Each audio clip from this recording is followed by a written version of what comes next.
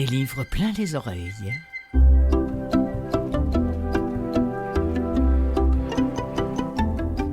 Salut tout le monde, c'est Clotilde Sey. On va commencer ce nouvel épisode de l'émission Des livres plein les oreilles. On va commencer ça en fanfare avec un extrait du prix Goncourt 2025, déjà en audio, autant sur le plan commercial qu'en littérature accessible aux personnes non-voyantes. Ça se fait. Ce prix Goncourt, on parle là de La Maison vide, le livre de Laurent Mauvigné, lu par Denis Podalides.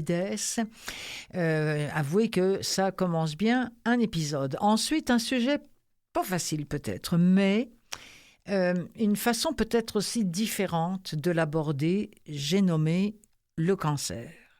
J'ai voulu avoir, au moment où je prépare cette émission-là, ce balado-là, et au moment où il sera encore présenté au mois de novembre, j'ai voulu avoir une pensée pour ceux que le crabe a attaqués. Vous savez, ceux qui en sont partis, ceux qui vivent peut-être encore aujourd'hui avec cet envahisseur. Et c'est fou comme le mois de novembre, à chaque fois, avec sa grisaille, ça me ramène toujours à ça, à la maladie, voire à la mort. Je ne sais pas pour vous, mais autour de moi, là, c'est pas évident. Et j'ai choisi donc, pour eux, pour vous, pour nous, des livres audio dont les mots vont peut-être, du moins je l'espère, vous faire du bien. À vous malades, mais aussi à l'entourage. Ou hélas, qui sait, aux futurs malades. Alors ce sont les mots de Sophie Reiss, de Christophe André et de José Blanchette.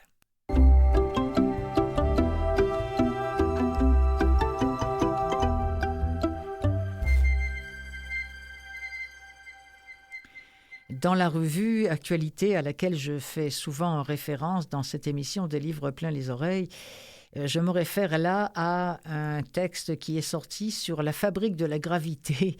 C'est le nom qu'un journaliste qui n'est pas nommé a donné à cet article au sujet des romans primés les mieux notés, qui ne sont pas forcément les plus spectaculaires. On pense à Éclaircie de Caris Davis, on pense à La Maison vide de Laurent Mauvigné, Les éléments de John Boyne, La nuit au cœur de Natacha Apana, Kolkhoz d'Emmanuel Carrère, Le monde est fatigué de Joseph Incardona, bref, des livres sobres, nous dit-on, écrits à hauteur d'homme où la douleur n'explose pas, mais persiste. C'est vrai notamment pour La Maison vide de Laurent Mauvigné, prix Goncourt 2025, lu par Denis Podalides dans sa version audio. Toute une brique, ça dure 20 heures et 29 minutes, l'audio. Le thème, une vieille commode qui traverse le temps, une main qui farfouille au début dans un des tiroirs, et voilà que la mécanique s'enclenche. C'est plus qu'un livre, c'est une véritable saga, celle d'une famille qui comporte, comme dans toutes les familles, des trous, des silences, des absences, des pas dits, des non-dits. Il y a aussi un visage de femme qui a été, tu sais, là, quand on les cache, est-ce que c'est clavard? Non, c'est pas... quand on cache un mot, c'est un mot et c'est un terme, et puis voilà, et puis mon âge vénérable l'a oublié, mais vous voyez de quoi je veux dire. Vous voyez ce que je veux dire quand on caviarde. C'est comme ça que ça s'appelle, voilà. Donc, visage de femme qui sera caviardé, qui sera le point de départ pour Laurent Mauvigné à ce texte, à ce roman, La Maison vide. Au départ aussi, il y a le mariage de cette femme-là. Il y a un héros napoléonien qui meurt à 20 ans. C'est toute une épopée à laquelle il nous convie, Monsieur Mauvigné. Vous traverserez le XXe siècle, mais pas tout à fait à la façon d'un Ken Follett. Déjà parce que le livre est écrit au jeu.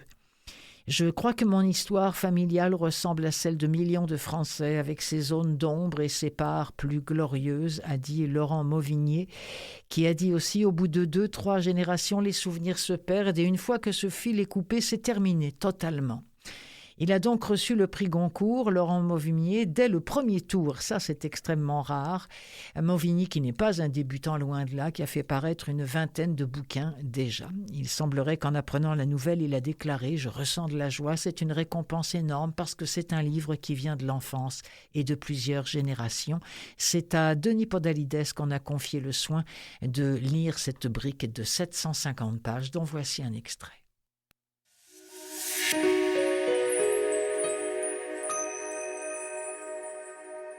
Cette médaille? Non, je ne l'ai pas retrouvée. Je finis par me demander si je ne l'ai pas inventée. Mais je la revois, sûre, dans les tiroirs de la commode. Et je ne m'explique pas pourquoi je ne la retrouve pas. Pourquoi tout est là sauf elle, comme si elle n'avait jamais existé que dans mon imagination et dans le récit de mes parents. D'une certaine manière, on peut dire qu'elle est présente quand on arrive dans le cimetière du village. Une preuve écrite est là, sur le monument aux morts, inscrite dans la pierre. Parmi les noms, celui de mon arrière-grand-père paternel, du côté de la mère de mon père, gravé dans un cartouche au-dessus d'une liste exagérément longue quand on songe à ce que devait être ce village et ses hameaux il y a plus de 100 ans, avec ses garçons fauchés en 3 ou 4 ans, laissant derrière eux un vide impossible à combler qu'on aura essayé de calfeutrer avec un monument surplombé d'un soldat sculpté et peint, au-dessus d'une liste de noms gravés pour masquer le désarroi du vide, les noms de ceux du canton qui, comme mon arrière-grand-père Jules, ont péri au front. Mais la différence, c'est que lui ne tient pas figé dans son héroïsme seulement par la force de la restitution de son patronyme, repeint tous les 10 ans en lettres dorées, mais par l'ombre que portent sur sa descendance les quelques mots grandiloquents et sentencieux qui bouleversent l'ordre des hiérarchies. Jules Chichery, né à Bournan en 1880, mort pour la France en 1916, a tenu l'ennemi en respect pendant 48 heures, avec 50 autres héros, permettant aux troupes françaises de sauver une position stratégique pour la défense de notre souveraineté. Ce n'est pas moi qui agite les majuscules au-dessus de l'histoire et les brandis comme un titre de gloire. C'est le zèle de l'employé du ministère de la guerre, peut-être inventant ça tout seul, ou obéissant aux ordres d'un gradé, d'un sous-préfet, d'un directeur de cabinet, pourquoi pas d'un ministre. C'est écrit en toutes lettres, et notre père nous a souvent laissé entendre que le poilu peint en bleu, moustache marron et baïonnette en avant, c'était lui qui l'avait inspiré au sculpteur, mon arrière-grand-père Jules, mort et auréolé de sa croix de guerre, de sa Légion d'honneur reçue à titre posthume. Notre Jules, tombé le 18 mai 1916 dans le bois d'Avaucourt, près de l'Argonne. Pourquoi j'ai passé ma matinée à la chercher, cette Légion d'honneur? Je ne me le rappelle même plus. Seulement que soudain il a fallu que je la trouve, que je la prenne entre mes doigts, comme si c'était immiscer un doute, une incertitude quant à sa réalité, comme si elle n'avait pu exister que dans un tiroir de mon imagination. Pourtant, c'est sûr, j'ai vu ici, touché, soupesé, il n'y a encore pas si longtemps, quelques semaines, quelques mois, moins d'1 an, il me semble, ce tissu rouge vaguement moisi, l'étoile à 5 rayons doubles émaillée de blanc et surmontée de sa couronne de chêne et de laurier, au revers le drapeau et l'étendard, la devise « Honneur et patrie ». Je l'ai vu, mais ce n'est pas un fantasme ou la vague réminiscence d'un rêve, non. Alors j'ai fouillé de fond en comble comme un forcené dans la commode. J'ai ouvert tous les tiroirs, j'ai même cherché parmi les serviettes et les draps, n'importe quoi, dans l'armoire normande de l'autre chambre, celle du fond, du côté du jardin et des 3 chênes qui bordent la clôture. Bien sûr, je n'y ai rien trouvé. Alors je suis revenu à la commode, accélérant presque le pas, comme si une fraction de seconde, c'était la commode elle-même que j'aurais pu avoir inventée. Et pourquoi pas les souvenirs de mon père, dans leur boîte d'un bois brun dégageant une senteur de miel, poussiéreuse, un relent de sous-bois contenant les reliques que je connais le mieux, des objets que je l'ai vu porter, que j'ai vu vivre avec lui, des boutons de manchette, une pince à cravate argentée à motif tartan. Reliques qui signent, pour ainsi dire, sa mort, en le figeant dans ses 46 ans. Mon père.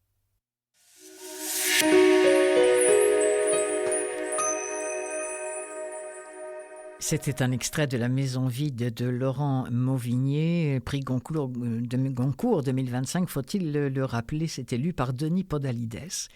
Le cancer, c'est pas un beau sujet, je suis d'accord avec vous, c'est un sujet laid, c'est un sujet dont on voudrait jamais entendre parler. Et pourtant, moi, j'ai décidé de vous diffuser quelques extraits de livres audio qui tournent autour de cette anomalie du corps. D'abord, celui de Sophie Reiss, qu'elle a écrit en 2023. C'est elle également qui s'est chargée de la narration, une femme qui pleine de vie, vous allez l'entendre, et qui nous dit, si tant est que nous n'en sommes pas déjà convaincus, que c'est pas vrai, que ça n'arrive qu'aux autres. Et c'est peut-être pas chez ce livre-là qu'on va trouver, encore une fois, à cause de l'extrait, j'aurais aimé qu'on nous plonge un petit peu plus dans l'action dans laquelle cette femme-là dit s'être plongée lorsqu'elle a appris qu'elle était atteinte de ce foutu cancer agressif dans son cas. Mais là, on est juste avant d'apprendre la nouvelle, extrait de Un cancer en cadeau de Sophie Reiss.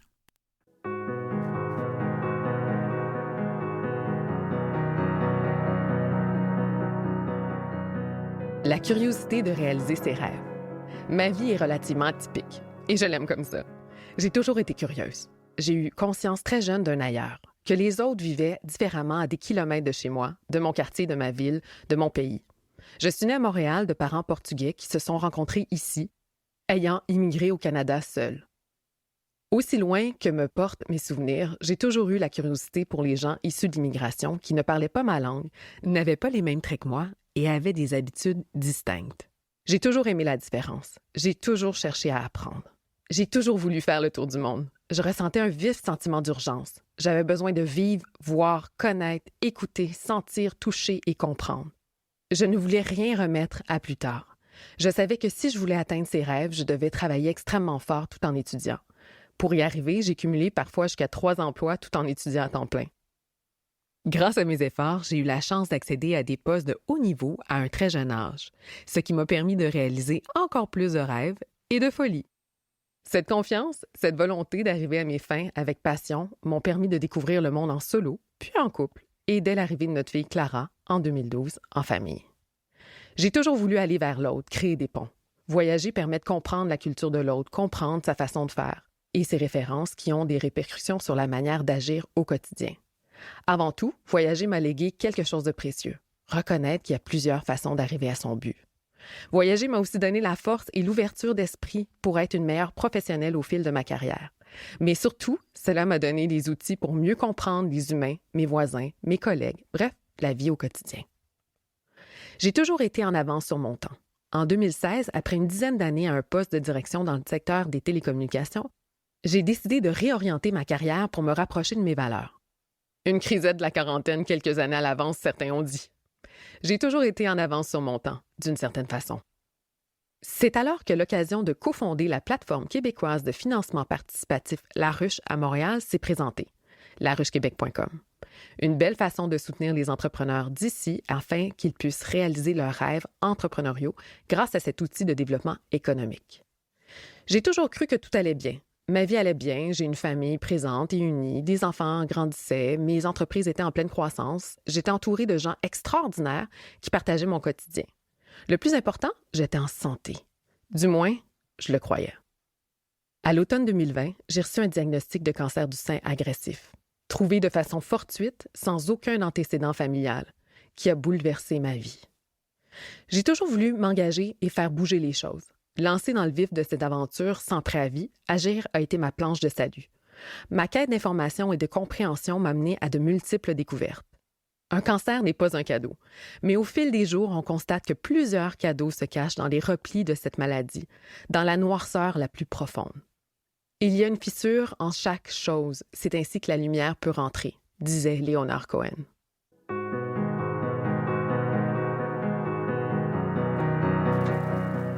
Un cancer en cadeau, c'était écrit par Sophie Reiss, c'est lu par Sophie Reiss. C'est vraiment un livre que je vous recommande de lire, d'aller plus loin que cet extrait qu'on nous propose dans les catalogues. On va rentrer, si vous le voulez bien maintenant, avec l'extrait qui suit, j'allais dire dans le vif du sujet, au sens propre du terme. Mais cette fois, il ne s'agit pas d'un livre audio, mais d'un extrait de podcast que j'aimerais écouter avec vous. Un podcast qui s'appelle Les Lueurs, qui est animé par Jonathan Langlois.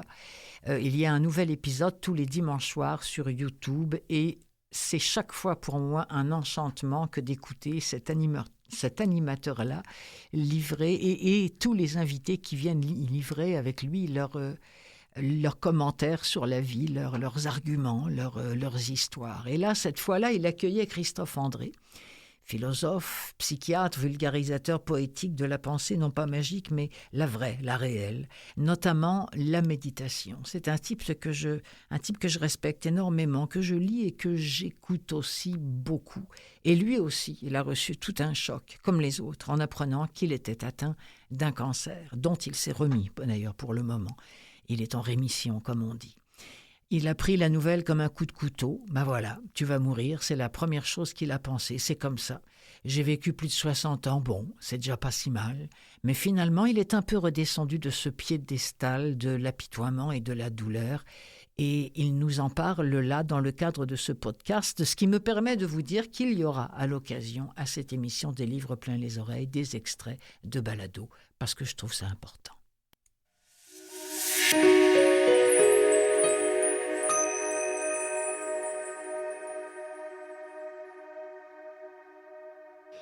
Et donc, je suis redescendu à l'essentiel. On évoquait tout à l'heure l'affection, l'amour. Donc, je suis davantage allé vers ça, vers le fait de me réjouir d'aimer les autres, qu'il y ait, quand j'y réfléchis, c'est génial. Ça me donne envie de pleurer un peu, mais il y a plein de gens que j'aime. Très forts comme mes proches, forts comme mes amis, et puis comme ça, quoi, des gens que je trouve super, que je les croise et je me dis, putain, c'est une bonne personne. J'ai de l'affection pour des tas de gens, et tout à coup, je suis redescendu à ce niveau-là. Je me suis dit, ben voilà, je sais pas ce qui va t'arriver, tu vas peut-être mourir, tu vas peut-être vivre, mais c'est génial d'apprécier les autres. C'est génial aussi de savoir qu'il y a pas mal de gens qui t'aiment. Je ne sais pas s'il y en a autant que moi j'en aime, mais de se recentrer sur les gens qui nous aiment. Alors je dis ça prudemment parce que parfois, il y a des personnes qui vivent dans la solitude, dans l'isolement, qui peuvent avoir le sentiment qu'elles sont insuffisamment aimées, qu'il y a insuffisamment de personnes autour d'elles, mais ça peut être vrai, mais assez souvent, c'est pas tout à fait vrai. Et même les gens qui se sentent seuls, il y a autour d'eux des gens qui ont de la bienveillance pour eux, qui les trouvent sympathiques, gentils, qui leur disent peut-être pas assez. On retombe sur notre fameux problème, hein, mais voilà. Donc, dans mon cas, en tout cas, me rappeler et ressentir dans mon corps, ça c'est très important, ce que m'a appris la méditation. C'est-à-dire que si on veut que nos réflexions, nos pensées, nos émotions nous aident, il faut les incarner. Par exemple, quand vous dites, voilà, tu as du chagrin, mais tu sais, il y a plein de gens qui t'aiment, il ne faut pas juste en rester à la pensée, il faut que cette pensée se transforme en sensation physique. C'est-à-dire, voilà, et me recentrer sur ces histoires d'amour et sur le goût de la vie. Le goût de la vie. Je me souviens de petites scènes au début là, de ma maladie, c'était avant ou après l'opération, je ne sais plus, j'étais chez moi un peu souffreteux, et je vois des enfants qui passent dans la rue, des enfants qui sortaient de leur école, c'était une maternelle ou des cours élémentaires, ils devaient aller au gymnase ou je ne sais pas quoi. Ça piaillait, ça sautillait, c'est super mignon, quoi, comme un petit troupeau d'enfants plein de joie, il faisait soleil, je revois très bien la scène. Et j'ai vu tout de suite le carrefour devant lequel je me trouvais. Première option, dire, ils sont jeunes, ils sont en bonne santé, ils vont vivre. Toi, eux, ils ont de la chance. Quelle chance, toi t'es vieux, t'es malade, tu vas mourir. Voilà. Et puis je me suis dit, mais t'es stupide, là, quel usage stupide, tu t'apprêtes à faire du réel, du monde. C'est génial qu'ils soient jeunes, en bonne santé, pleins de vie. D'abord, c'est super pour eux, réjouis-toi pour eux, et puis nourris-toi de ça. Tu préfères voir passer un enterrement ou des gamins qui sautillent, qui chantent, qui sont pleins de vie? Qu'est-ce qui te fait le plus de bien? C'est les gamins, bien sûr. Capte un peu leur joie, réjouis-toi de leur joie, nourris-toi de leur vitalité. Et voilà, ces trucs-là, c'était beaucoup plus puissant lorsque j'étais dans la panade médicale que d'habitude, parce que je voyais bien que c'est ça le goût de la vie.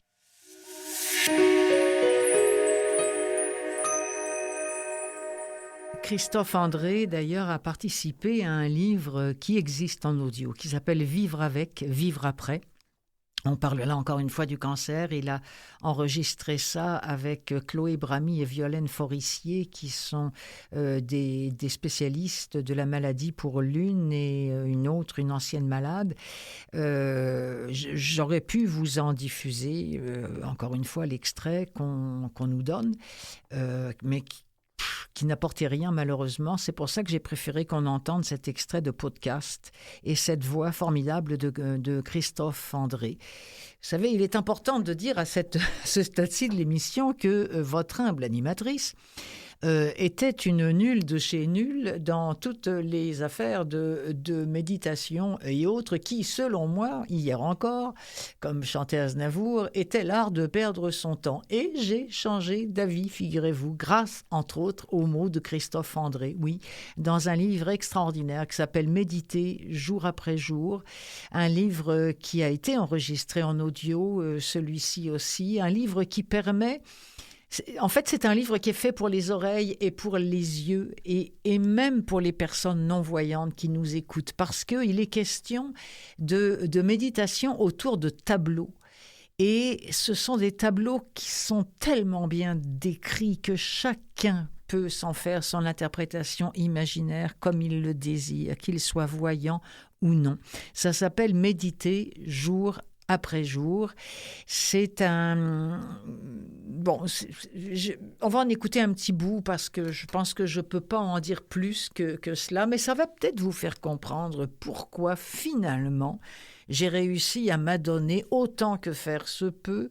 On commence par quelques secondes, quelques minutes, mais c'est vrai que ça fait du bien de méditer jour après jour. Extrait. Méditer, c'est s'arrêter. S'arrêter de faire, de remuer, de s'agiter, se mettre un peu en retrait, se tenir à l'écart du monde. Au début, ce qu'on éprouve semble bizarre. Il y a du vide, d'action, de distraction, et du plein, tumulte des pensées et des sensations dont on prend soudainement conscience. Il y a ce qui nous manque, nos repères, des choses à faire, et au bout d'un moment, il y a l'apaisement qui provient de ce manque. Les choses ne se passent pas comme à l'extérieur, où notre esprit est toujours accroché à quelque objet ou quelque projet. Agir, réfléchir sur un sujet précis, avoir son attention captée par une distraction.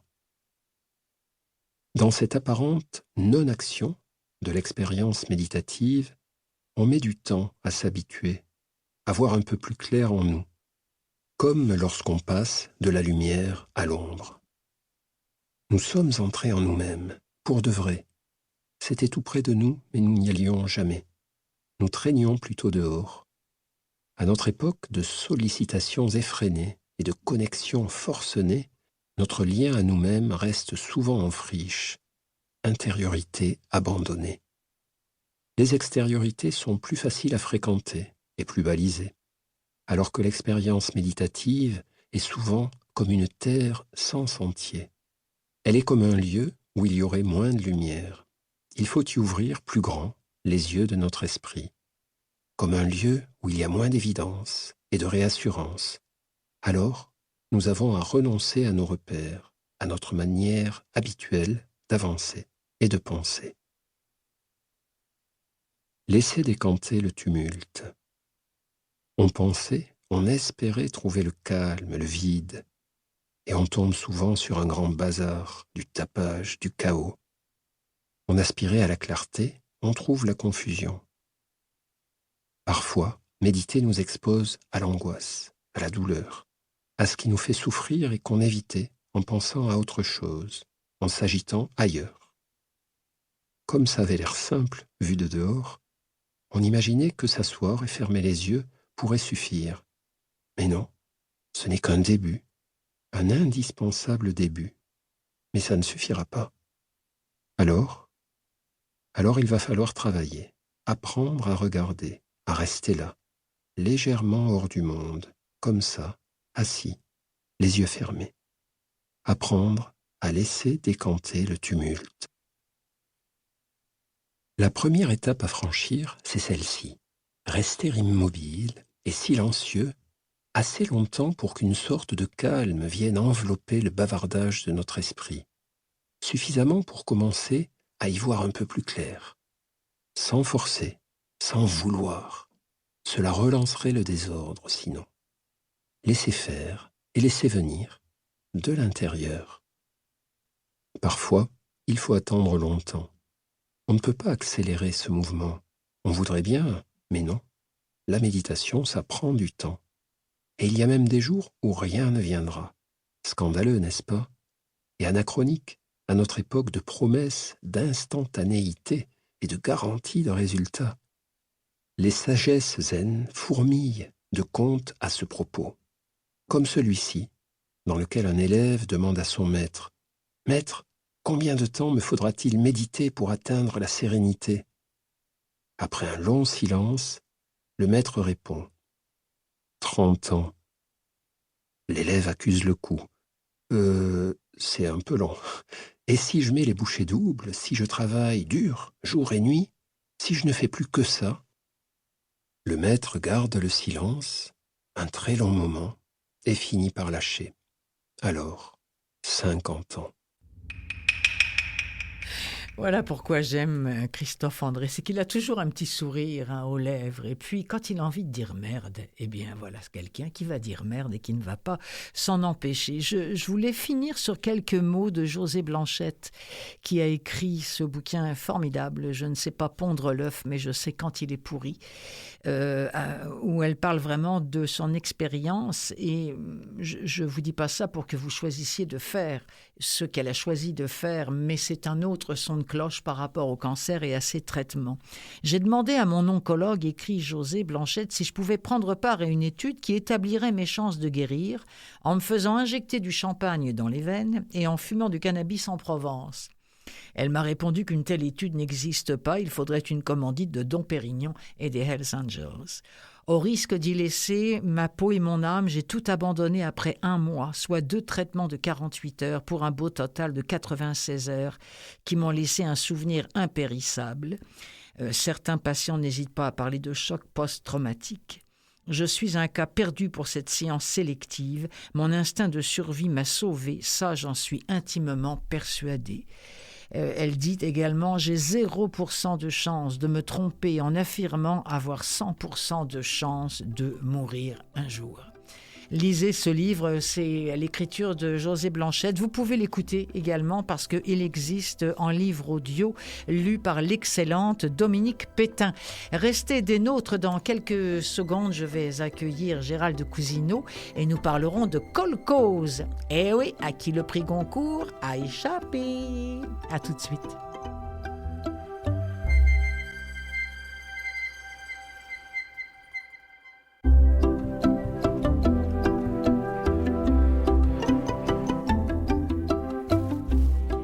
Et quel bonheur de retrouver au sein de ce balado l'ami Gérald Cousineau, toujours fidèle, pour nous proposer quelques-unes de ses lectures. Et Dieu sait s'il en lit beaucoup, plusieurs par semaine. Il les écoute, lui qui est aveugle de son état. Gérald, bonjour mon ami.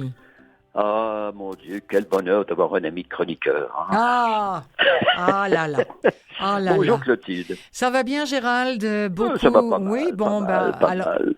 je sais que vous avez lu énormément, écouté beaucoup de bouquins pendant l'espèce de petite parenthèse qu'on a été obligé de faire. 2 ou 3, oui. Hein? Oui. Mais 2 non. ou 3. Non, j'y crois pas. 2, 3, oui, en 2 jours. Alors, ce fameux Kolkhoz d'Emmanuel Carrère. Dont on a tant entendu parler, en bien, trop entendu parler, dont on était sûr qu'il allait ramasser le Goncourt, entre autres. Oui. Alors? C'est effectivement le cas. Je n'ai trouvé aucune critique négative du dernier livre de Carrère, donc Kolkhoz, lui à qui on doit entre autres L'Adversaire, un roman russe dont je reparlerai. Donc, Kolkhoz paru cette année.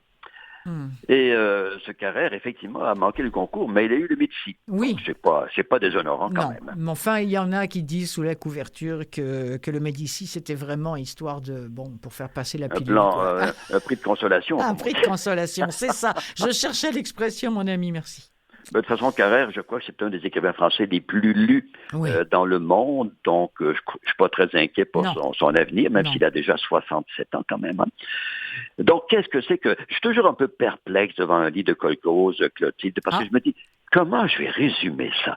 J'ai souvent l'impression que ça va dans tous les sens avec Carrère.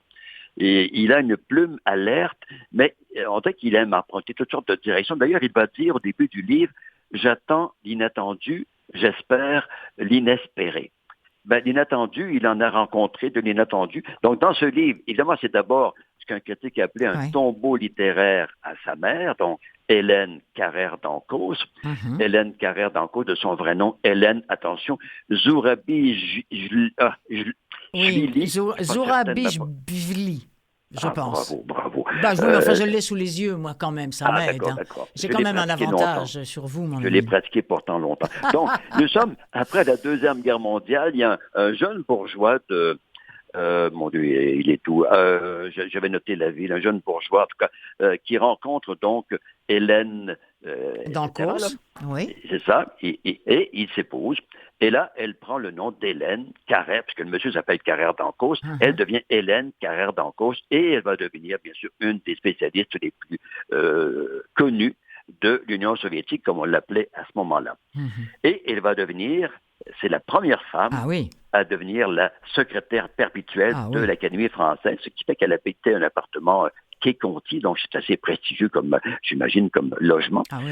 Donc, et cette dame, donc, le roman, c'est un peu, c'est d'abord un tombeau littéraire, je l'ai dit, c'est d'abord l'histoire de sa mère, donc d'Hélène Carrère d'Encausse, comment elle a rencontré son père, etc. Mais c'est aussi l'histoire des parents d'Hélène Carrère d'Encausse, parce que Hélène Carrère d'Encausse vient d'une mère, sa mère était une aristocrate germano-russe ruinée par la révolution de 1917. Son père était un économiste géorgien qui s'est réfugié en France et qui a disparu mystérieusement après la guerre. Certains pensent qu'il a été éliminé parce qu'il aurait collaboré avec les nazis. Bon. Donc, il y a une partie du roman qui s'attarde sur ce grand-père-là, et quand Carrère a écrit un roman russe, il aurait comme dévoilé un secret familial, une omerta familiale, et sa mère lui en a voulu. Il a parlé du grand-père géorgien, il aurait dit, voilà ce qui s'est passé avec le grand-père, mais Mme Hélène n'a pas apprécié. Alors, elle était en chicane pendant quelques années avec son fils, mais quand son fils, un jour, elle lui a dit, tu as bien fait d'écrire ce livre. Donc, elle s'est réconciliée avec lui, finalement, parce qu'elle avait peur, c'est drôle, hein, Clotilde. Après la parution de Romain Russe, elle avait peur que l'Académie française la mette dehors, tout simplement. Pas du tout. Ça ne s'est pas passé comme ça du tout. Il ne s'est absolument rien passé, d'ailleurs. Donc, elle a fini par accepter le livre de son fils. Donc, dans ce livre Kolkhoz, qui est un hommage à sa mère, et c'est encore curieux parce que Carrère, depuis que je le lis, il a souvent cette exigence que je qualifierais de maniaque de la vérité. Il veut dire la vérité. Il est vraiment, c'est féroce comme volonté. Donc, la mère nous appartient de façon très, très aimante, mais en même temps, le personnage d'Hélène n'est pas toujours hyper sympathique, parce qu'elle avait quand même des ombres. D'ailleurs, il le dit, il n'a pas voulu en faire une sainte, il n'a pas voulu la canoniser, ni son père d'ailleurs. Mais cette femme-là, c'était une maîtresse femme. D'ailleurs, on dit, c'est assez amusant, on dit que dans son logement, le père était relégué dans une partie du logement. C'était chez lui, il ne devait pas aller ailleurs. C'est incroyable. C'était elle la patronne. C'était vraiment elle la patronne dans le couple. Donc, il raconte tout ça. Mais cette femme-là, donc, n'avait pas que des ombres. Et d'ailleurs, avant d'aller trop loin, évidemment, vous avez un extrait. Oui, un petit extrait. Ça va nous, tout de suite, on parle du départ de cette femme. D'accord. Alors, on l'écoute, extrait de Kolkhoz d'Emmanuel Carrère. Roulement de tambour. Un détachement de 12 gardes républicains fait son entrée par la gauche. Les deux premiers portent une photo 2 fois plus grande que nature de la défunte en costume d'académicienne. Les 3 derniers, sur des coussins rouges, son épée, son bicorne et ses insignes de grand croix de la Légion d'honneur. On dispose la photo géante sur un chevalet au milieu de la cour. Je me demande ce qu'on en fera après. Je me demande ce qu'on en a fait. On attend encore. Arrive enfin Emmanuel Macron, seul, par la droite, vêtu d'un petit manteau cintré dans lequel il me semble que j'aurais très froid. Mais lui n'a jamais froid, ni chaud. Bien entendu, quelqu'un a écrit son discours à Macron. Une plume, comme on dit. Mais la plume est habile, et il est possible que lui-même ajoute à son texte des touches personnelles. Il dit que dans le sang de notre mère coulaient tous les fleuves d'Europe, entre la Volga et le Rhin, qu'il y avait parmi ses ancêtres des princes russes et des barons baltes, un général prussien, la traductrice de George Sand en géorgien, une demoiselle d'honneur de la dernière impératrice et au moins un régicide. Que les uns vivaient en Toscane dans une résidence d'été des Médicis, que les autres promenaient des loups dans les salons de Saint-Pétersbourg, et qu'après avoir tant possédé, ces gens ont tout perdu dans la tourmente de 1917. Non, Mathieu, il était tellement absorbé par la voix de Denis Podalides là-dessus, extrait de Kolkhoz. Bon, la table est mise, on voit à quel point... C'est marrant, je n'arrête pas de me dire depuis le début qu'entre le bouquin de Mauvigné, qui est quand même une saga familiale, qui a reçu... une autre. Et oui, mais il y a une parenté entre les deux. Je ne sais pas si vous avez lu encore le... Non, pas encore, mais je remarque La Maison qu'il y a de vide, plus en mais... plus de... Il y a souvent maintenant des fresques familiales en France. Je ne sais pas ce qui pique les écrivains, mais tout le monde, on dirait, veut s'y mettre. Mais je voulais juste dire une chose à propos de cet extrait, c'est que, c'est très sérieux, évidemment, l'enterrement d'Hélène Carrère d'Encausse, mais en même temps, le jeu revient à la surface. Et c'est souvent le cas chez Carrère, même dans un moment sérieux, grave, comme celui-là, il va se demander, il va se dire que lui aurait froid dans le manteau que porte le président. On se demande, mais qu'est-ce que ça vient faire ici? Mais ça, c'est vraiment la plume de Carrère. Il y a un côté désinvolte que moi, j'aime bien. Il n'est jamais grave bien longtemps. Et ce livre-là, évidemment, il y a des passages tristes, mais en même temps, même s'il dit la vérité et que la dame n'en sort pas toujours grandie, il est quand même, il aime, d'ailleurs, il le dit, c'est la femme qu'il a le plus aimée dans sa vie. Il est triste, mais comme l'a fait remarquer un critique, c'est une tristesse admirative. Il admirait cette femme, il admirait sa mère, même si, et peut-être surtout parce qu'elle n'était pas parfaite. Elle avait des failles. Et par exemple, évidemment, l'exemple classique, elle admirait, est-ce possible, elle admirait Vladimir Poutine.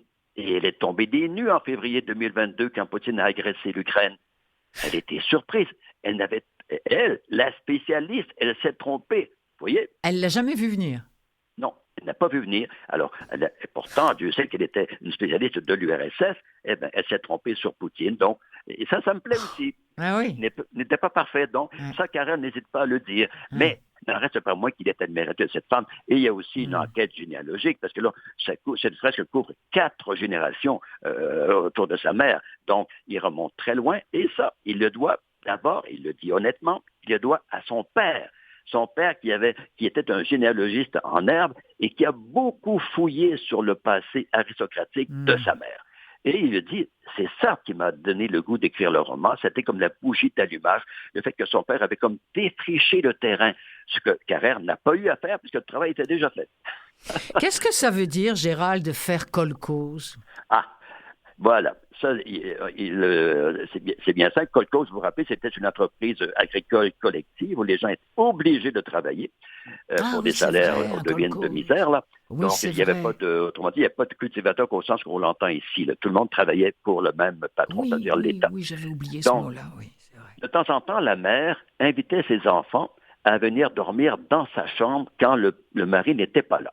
Elle appelait ça faire kolkhoz, tout simplement. Donc, il a gardé le mot kolkhoz. Donc, quand le mari était en voyage d'affaires, l'économiste georgien, pardon, ça c'était le grand-père. Quand le père n'était pas là, eh bien, il invitait ses enfants, ses 3 enfants. Alors, il faisait du camping dans la chambre conjugale. Et elle appelait ça faire kolkhoz, tout simplement. Kolkhoz. OK. Il y a un court texte que j'ai trouvé qui est très joli, encore extrait de Kolkhoz dont on parle. Donc, texte né de la plume d'Emmanuel Carrère. Vient un moment toujours où on ne sait plus qui on a devant soi et je ne le sais pas moi-même, écrit-il. Ou plutôt si, je le sais très bien. Je suis le visage de ma mère qui se détourne sans appel. Je suis la détresse sans fond de mon père. Oui. Il est très honnête par rapport à lui-même, quand même, Carrère. C'est lourd à porter, quand même.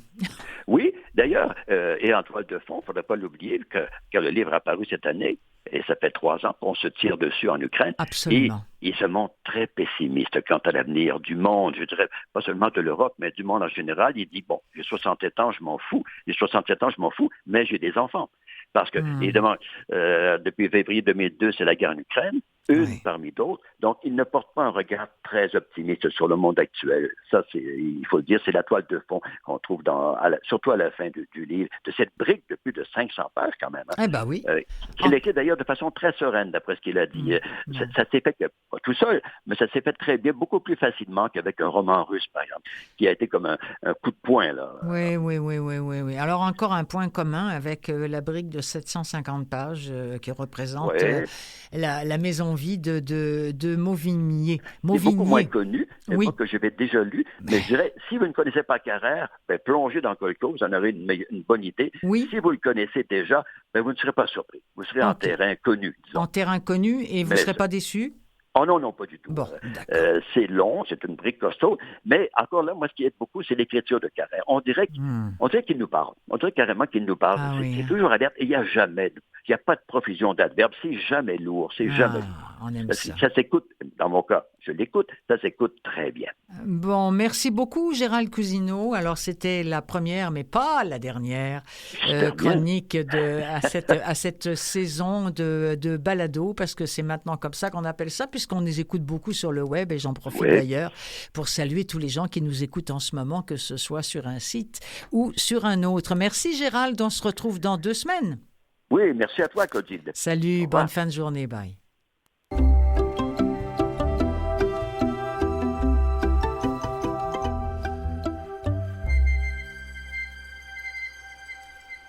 Retour au Québec avec un sujet international grâce à la plume de Claudia Larochelle. C'est un livre qui a déjà quelques mois, mais je n'avais pas eu l'occasion d'en parler puisque nous avons pris une petite pause cet été.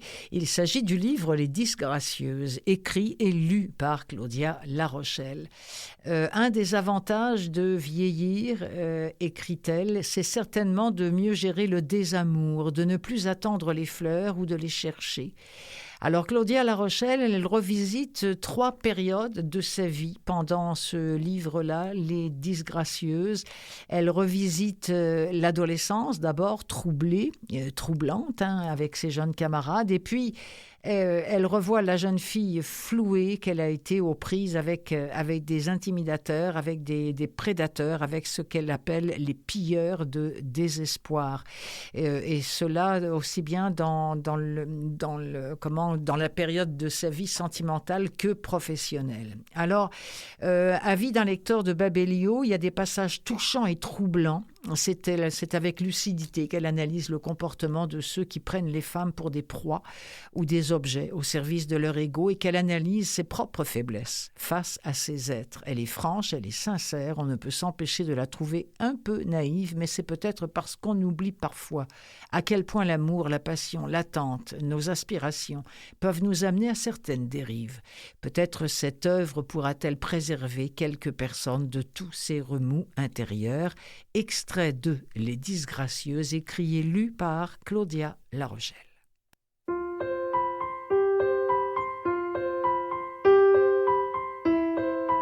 Je l'ai perdu de vue à mon entrée au cégep. Au sortir du pire de la pandémie en 2023, j'ai lu sur une page Facebook d'ancienne du collège qu'elle avait cherché à endormir ses souffrances. Son cœur s'était arrêté de battre après des années d'excès dans des parties interminables dont elle seule avait le secret. Sur la photo de sa notice nécrologique où figurait un remerciement aux bénévoles et intervenants de la maison Jean Lapointe, elle portait une robe noire décolletée. Demeurée splendide malgré les abus, Bonnie laissait dans le deuil un Arthur de 15 ans, ses parents, ses frères et de nombreux proches et amis. On ne sait rien des sables mouvants sur lesquels les très belles tentent d'avancer sans s'enfoncer ou tomber. Peut-être que l'admiration, l'innocence ou l'envie démesurée d'être à leur place nous obnubilent. À 16 ans, ni Bonnie ni moi ne connaissions les fluctuations de l'existence, son impermanence. Rien ne dure, dans la grâce comme dans le tragique. Chez les autres comme en soi-même, c'est dans les interstices que la vérité se terre. Durant les vacances de l'été 1994, les corps de Mélanie Cabé, 19 ans, et de Marie-Chantal Desjardins, 10 ans, ont été retrouvés sans vie près de Montréal. J'avais découpé dans le journal leurs photos et les articles associés à leur féminicide. La pile augmentait dans ma boîte à chaussures Eaton, où j'ai conservé par superstition ces reliques parmi d'autres objets dont je n'arrive pas à me départir. À l'époque, j'avais l'impression que mon travail de mémoire garderait les mortes éternelles en me permettant d'avancer à leur place. Je m'en faisais un devoir, m'insuffler leur énergie évaporée, en faire un moteur et une arme de combat. Ces filles assassinées avaient l'âge d'être une amie, une jeune sœur, une gardienne. Si moi j'avais le droit de rester vivante, je me devais aussi de les venger. Œil pour œil, dent pour dent. J'ai l'esprit vengeur et la loi du talion gravée sur le cœur. Je n'ai pas toujours été fière de ce trait de caractère, mais je crois qu'il fut un exutoire d'exception et une tranchée dans laquelle me terrer. Au même moment, dans un autre collège de filles semblable au mien, Catherine Daviau a-t-elle craint, elle aussi, la haine des hommes? Durant mes premières années en journalisme, j'apprendrais, en couvrant les faits divers, comment elle avait été tuée. Un soir de tempête, un type avait fait intrusion dans le petit rez-de-chaussée où elle habitait seule. Il l'a violée et assassinée avant de mettre le feu à son lit. On habitait la même rue du quartier Rosemont. En revisitant l'affaire pour un balado en 2022, j'ai retrouvé celle avec qui Catherine Daviau avait étudié et qui la pleure toujours. Elles ne vieilliraient pas côte à côte, ne verraient jamais leurs beaux plans se concrétiser. Elles avaient rêvé aux mêmes choses que nous dans le cagibi de la hantise. Je me rappelle le visage juvénile et ouvert de chacune de ces assassinées et d'autres qui suivirent, hélas. Elles étaient tombées, d'autres tomberaient encore, minuscules mouches anéanties par le souffle puant de monstres difficiles à capturer et contre lesquels on ne peut rien. Envisager cette possible fin, savoir que la vie des filles de mon âge pouvait s'arrêter de cette manière, ont bouleversé ma conception de l'existence. Désormais, mes balades tardives seraient teintées de peur. L'expression « faire une marche de santé » ne m'est jamais paru aussi ridicule qu'en sentant l'angoisse me triturer les tripes. Même dans l'apparente sécurité de la foule du métro, on pouvait être repéré, épié, suivi, harcelé, attaqué. Ce n'est pas de la paranoïa. Les chemins jusqu'au bercail deviennent pour plusieurs d'interminables courses à obstacles. Il fallait pourtant continuer de faire comme si nous allions pouvoir nous rendre au bout de la nuit sans encombre. Enfermés, on l'était déjà.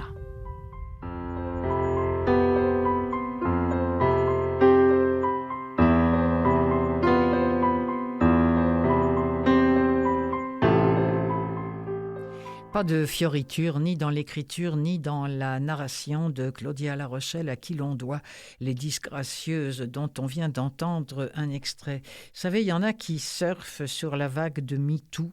Dans le cas de ce livre, il n'en est rien. C'est vraiment un bouquin comme un... J'avais écrit à l'époque, en le lisant, c'est comme un cri qui ne crie pas, c'est comme un constat qui n'est pas à l'amiable. C'est à lire ou à écouter, en tout cas. Les Disgracieuses de Claudia La Rochelle, c'est un livre qui n'a hélas rien à voir avec de la fiction. Au contraire de Baignade, dont on va parler maintenant, de André A. Michaud. Donc, on reste au Québec. Alors, Baignade. Baignade, bon, avec Andrea Michaud, on sait qu'on plonge dans du noir, dans du sordide, mais avec une écriture absolument, j'allais dire charmante, ce qui n'est peut-être pas le bon mot quand on parle de pénombre comme ça, mais c'est tellement bien écrit, c'est tellement bien ciselé. Les mots, les phrases, la structure des livres de Andrea Michaud, que Baignade, oui, on plonge là-dedans avec délectation quand on aime bien sûr ce genre littéraire. Alors de quoi il s'agit? On est avec des gens, ils s'appellent Max, ils s'appellent Laurence, ils s'appellent Charlie, ils viennent d'arriver dans un camping qui s'appelle le Lac aux Sables. Ils sont absolument enchantés par la beauté des lieux et ils se promettent des vacances de rêve.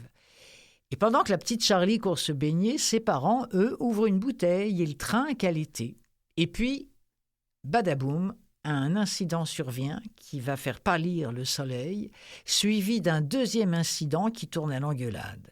Dans sa colère, Max insiste pour repartir aussitôt. Il dit « Moi, non, je reste pas là. Évidemment, je ne dis pas quoi. C'est sûr. » Mais donc, il décide qu'il part. Alors, il fait nuit, l'orage gronde, il décide de quitter ce lieu magnifique. Ils sont distraits. Ils prennent la mauvaise direction dans leur VR et soudain, ils arrivent dans un chemin forestier, un étroit chemin forestier qui va les conduire vers l'horreur. Dans Culture Box, on a dit l'autrice de La femme de Sate ou encore Bondrée sonde les armes avec beaucoup de justesse et d'efficacité. Elle pénètre dans les interstices avec une facilité déconcertante. Baignade est un polaire d'atmosphère saisissant. À quand le film? Bonne question. Dans le journal Le Soir, on a écrit « Sans monstre ni tueur ». En série, Andrea Michaud divise son terrifiant Baignade en 2 temps, chacun se déroulant autour d'un lac. Dans Libération, on a écrit en août 2025 « Tout est soigneusement étudié, formidablement orchestré. Baignade est un roman noir, un thriller, une fiction psychologique, un grand livre extrait. »